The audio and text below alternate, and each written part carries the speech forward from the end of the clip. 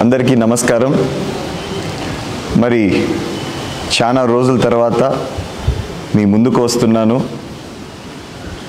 గెలిచిన ఆనందం కన్నా మన కోసం, మన తెలుగుదేశం పార్టీ కోసం ఎవరైతే కష్టపడ్డారో వారు జైల్లో ఉన్నారని చాలా బాధాకరంగా ఉంది. అయినా సరే మీ అందరికీ నేను చెప్పేది ఒకటే, అధైర్యపడకండి. త్వరలోనే మన వాళ్ళందరూ బయటికి వస్తారు.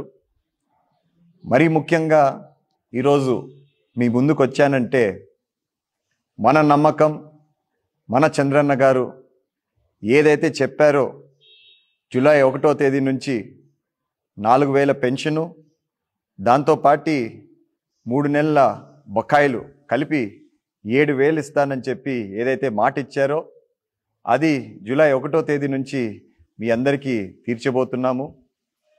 మరి ముఖ్యంగా మన కౌన్సిలర్స్, మన నాయకులు ఎవరి గ్రామంలో వాళ్ళు ఈ కార్యక్రమంలో పాల్గొంటారని చెప్పి కోరుకుంటున్నా.